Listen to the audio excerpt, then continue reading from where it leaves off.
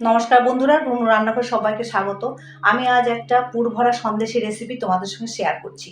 এই সন্দেশ বানানোর জন্য কোনো গ্যাস জ্বালানোর প্রয়োজন হবে না, এমনকি পুরের জন্য ছানারও ব্যবহার হবে না। অল্প উপকরণ দিয়েই এই মিষ্টি বানানো যায়। তাহলে দেখে নেওয়া যাক আজকের রেসিপি। এই রেসিপির জন্য আমি এখানে থিন অ্যারোট বিস্কুট আর গুড ডে বিস্কুট নিয়েছি। থিন অ্যারোট বিস্কুট আমার ঘরেই ছিল, আর গুড ডে বিস্কুট 1 প্যাকেট নিয়েছি। থিন অ্যারোট বিস্কুট 13টা নিয়েছি। এবার এই সন্দেশের একটু টেস্ট বাড়ানোর জন্য কয়েকটা কাজু আর ভাজা চিনেবাদাম মিক্সিতে গুঁড়ো করে নেব।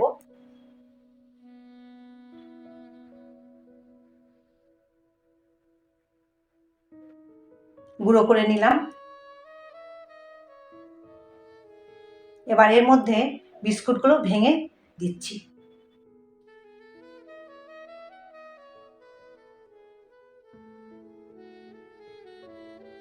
এবার গুঁড়ো করে নেব। বিস্কুট খুব সহজেই গুঁড়ো হয়ে যায়। গুঁড়ো করে নিলাম। এখন প্লেটে ঢেলে নিচ্ছি।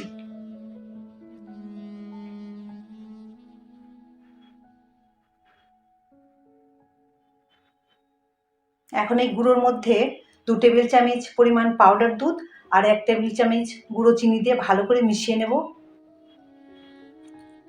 বন্ধুরা, চিনিটা তোমরা তোমাদের স্বাদ মতো দেবে। ভালো করে মিশিয়ে নিচ্ছি। এরপর অল্প অল্প করে দুধ দিয়ে মেখে নেব। এই ডো শক্তও হবে না, আবার নরমও হবে না, ঠিক এরকম করে মাখতে হবে। এবার হাতে একটু ঘি নিয়ে ডোর মধ্যে মেখে নেব।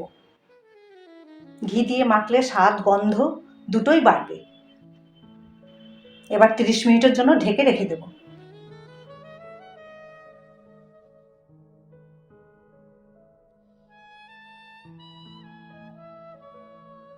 এখন পুর বানানোর জন্য আমি 1 বাটি ড্রাই নারকেল কোড়া নিলাম, আর নিয়ে নিচ্ছি 2 টেবিল চামচ পাউডার দুধ, আর নেব 1 টেবিল চামচ গুঁড়ো চিনি।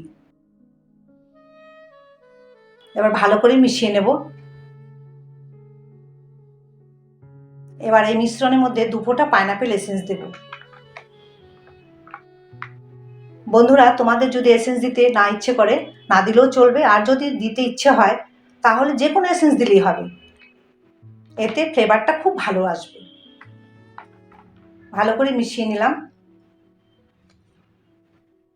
এরপর অল্প অল্প করে দুধ দিয়ে বিস্কুটের ডোয়ের মতো করেই মেখে নেব।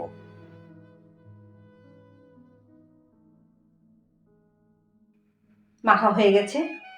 এবারও একটু ঘি এই ডোতে মাখিয়ে দেব। তারপর 30 মিনিটের জন্য ঢাকা দিয়ে রেখে দেব।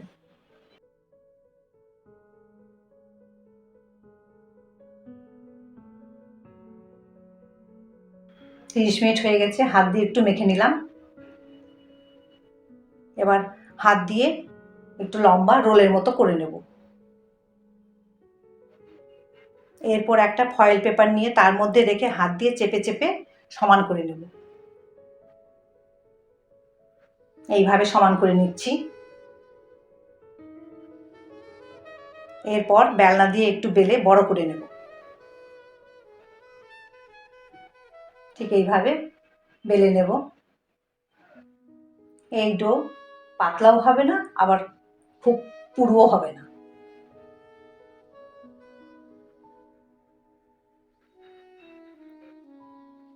এবার নারকেলের ডোটা হাতে নিয়ে লম্বা রোলের মতো করে নেব।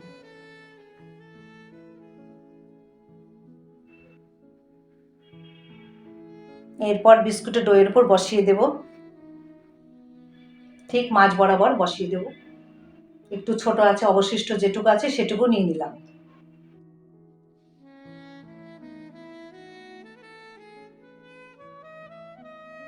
এবার ফয়েল পেপার ধরে দুদিক থেকেই মুড়িয়ে নেব। এইভাবে মুড়িয়ে নিচ্ছি।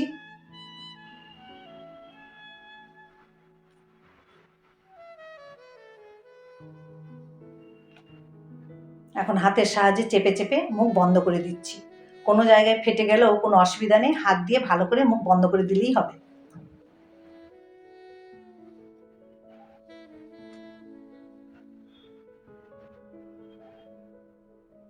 এবার ভালো করে রোল করে নেব।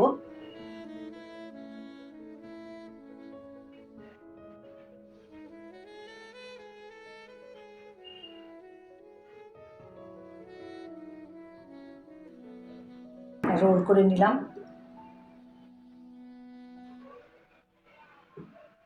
এবার এই পেপার দিয়ে মুড়িয়ে 1 ঘন্টার জন্য ফ্রিজে রেখে দেব। যে কোনো কাগজ দিয়ে মুড়ালেও হবে।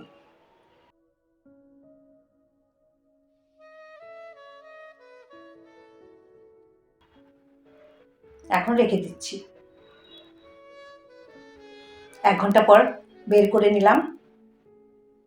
এবার ফয়েল পেপারটা খুলে নিচ্ছি। তারপর ধারালো ছুরি দিয়ে কেটে নেব। বেশ সুন্দর শক্ত হয়েছে।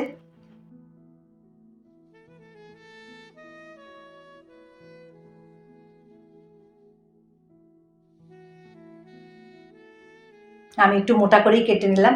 তাহলে দেখলে তো বন্ধুরা কত সুন্দর লাগছে দেখতে, খেতেও তেমনি অপূর্ব লাগে। না বললে কেউ বুঝতেই পারবে না যে কি দিয়ে বানানো হয়েছে।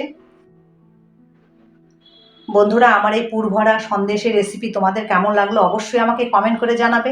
বাড়িতে একবার হলেও ট্রাই করে দেখবে, আশা করি তোমাদের ভালো লাগবে।